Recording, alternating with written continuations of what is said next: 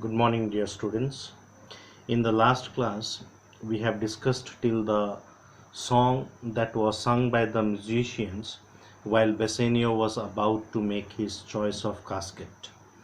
And we got to know that the song appeared to give a clue to Bassanio as to the correct choice of the casket. And the song apparently had the theme of warning against judging by the eyes alone, that is, judging by the outward appearances. Now, if you remember, I had told you that though it may appear that Portia had violated the oath that she had made to her father because she tried to help Bassanio, but nowhere we should doubt the integrity in the character of Portia. Portia was no doubt an obedient daughter, and she never defied the promise that she had made to her dying father. It is the creditworthiness of Bassanio, who was smart enough, intelligent enough to catch the theme of the song. And today in this class we are going to discuss about Bassanio's choice of casket. So in that speech where Bassanio reflects upon the inscriptions of different caskets and finally he arrives at a conclusion as to which casket to choose. If you see that speech, you will see that Bassanio begins his speech with the line, "So may the outward shows be least in themselves." So here Bassanio expresses his reaction to the song which has been sung by the musicians about false love. He is able to catch the tone as well as the theme of the song and concludes that the external look or the outward appearances may be insignificant and they are not at all true. But he says that the worldly people are still deceived with ornamentation.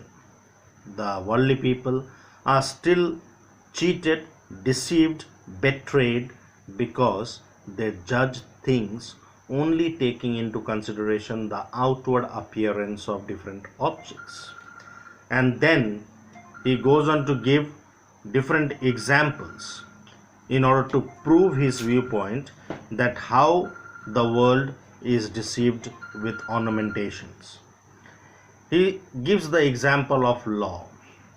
He says, in law, what plea so tainted and corrupt, but being seasoned with a gracious voice, obscures the show of evil. So people in this world are always deceived by outward decoration, outward appearance, and in the sphere of law, an argument may be absolutely false and fraudulent, but the falsehood of that case can be hidden if an attractive quality is imparted to it by the pleasing voice of a lawyer. So in the law you see that even a false case is presented in such a way with such eloquent voice and confidence of the lawyer that the judge is deceived completely and he acquits the convicts, the criminals. They escape punishment only because the falsehood is completely hidden by the eloquent and graceful voice of the lawyer. Then he goes on to another example. He takes the example of religion and he says, in religion, what damned error, but some sober bro will bless it and approve it with a text, hiding the grossness with fair ornament. A person may commit a great sin, a sin that is befit to be condemned to hell. But a religious person, a pious looking person, can justify even that grave sin by quoting examples from the holy books, quoting examples from the Bible. In other words, we can say that a great sin can be committed by a man with a pious appearance, but he is able to justify his action by quoting religious text. And thus the grossness, the gravity of that sin is hidden with fair ornamentation. And in fact, in this world, there is no vice so simple but assumes some mark of virtue on his outward parts. Vice is the opposite of virtue. And Bassanio concludes that in this world there is no vice that is so simple that it does not have some outward appearance of virtue. Every vice has an outward appearance of virtue, and that is how that vice is hidden. And then he goes on to give another example.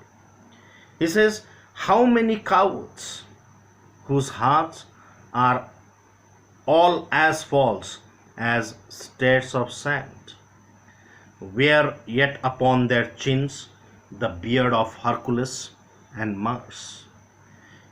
Hercules is the god of strength in the classical mythology. He is known for his bravery, for his courage. And likewise, Mars is the Roman god of war. And he also is known for his frowning nature, for his bravery, and for his courage. In fact, in this world, there are many people who are cowards. And it is for this reason that their heart is as false as the stairs of sand.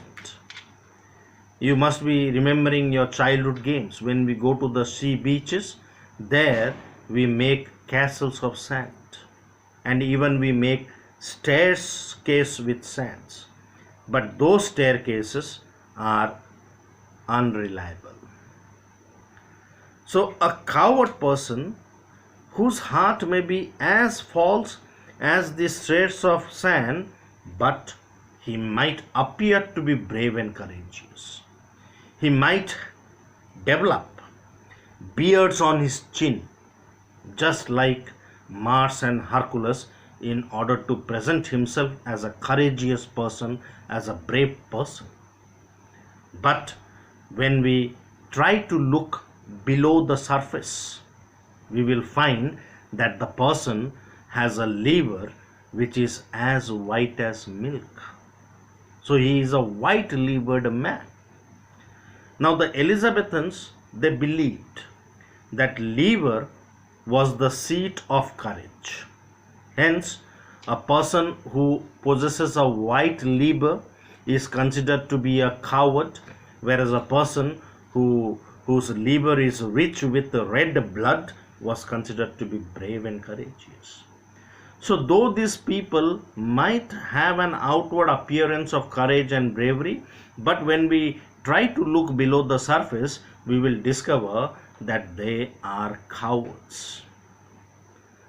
And still they have those excrement. Excrement means the outgrowth. The excrement means the outgrowth, such as the beard. And this is just the outward sign of courage. But inwardly, they are not at all courageous. The rest of the speech we'll discuss in the next video. Thank you.